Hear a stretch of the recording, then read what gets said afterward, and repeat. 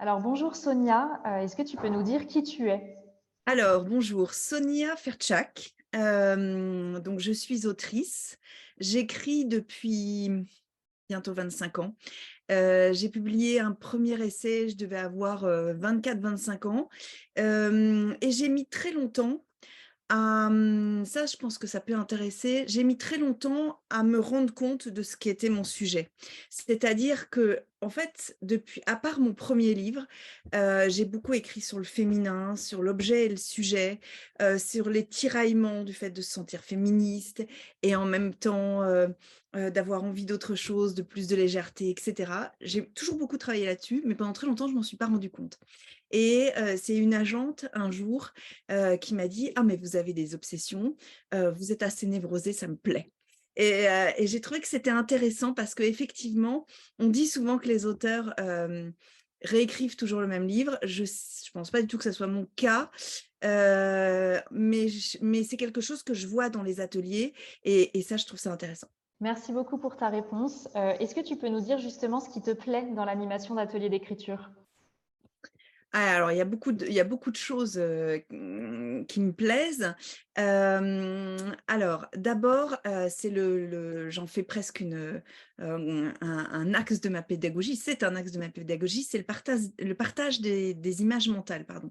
C'est le fait que, quand j'écris, j'ai mes propres images, que quand tu me lis, quand vous me lisez, vous avez vos propres images et elles ne se rencontrent jamais. Mais dans les ateliers d'écriture, on peut en parler et je demande souvent: «Bah, à votre avis, le protagoniste, il a quel âge?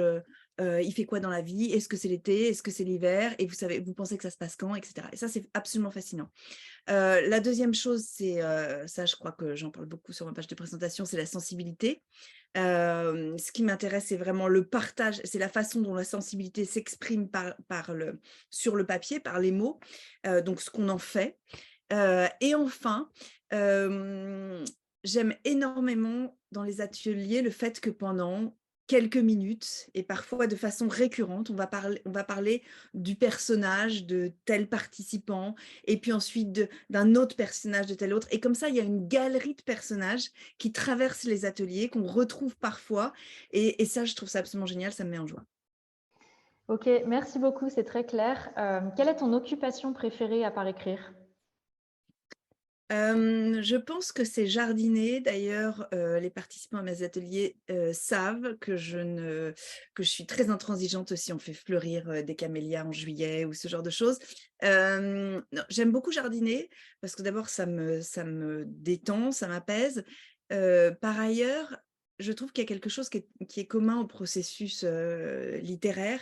C'est que évidemment qu'on est actif quand on écrit, on est actif quand on jardine, mais il y a une partie de la création qui se fait à notre insu.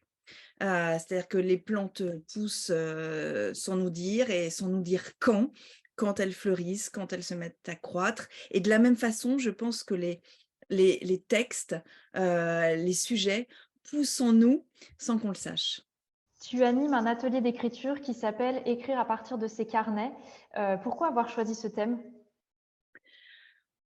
Pour plein de raisons. Alors d'abord, parce que je tiens moi-même, des carnets depuis très longtemps. J'ai d'ailleurs une très grande angoisse, c'est que chez moi ça brûle et que les carnets soient brûlés. Donc régulièrement, je regarde des sites si je peux trouver des coffres ignifugés, ce genre de machin. Hem, je me pose 1000 questions par rapport à la tenue de ces carnets. Hem, j'ai pas résolu toutes ces questions, mais je trouve que c'est un plus qu'un matériau, c'est un laboratoire d'écriture, les carnets.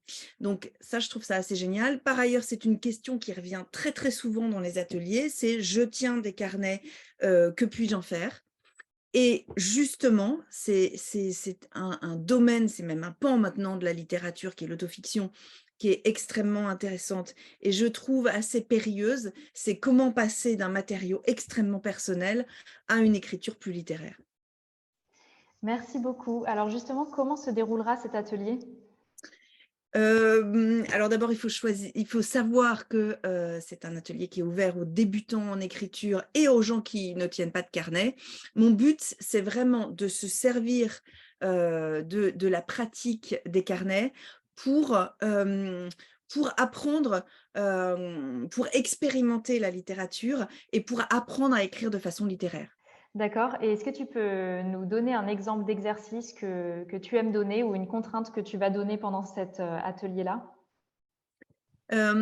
Alors peut-être, juste dire, au préalable qu'il y aura une partie donc sur la tenue proprement dite des carnets. Qu'est-ce qu'on doit noter? Comment s'y retrouver? Comment trier?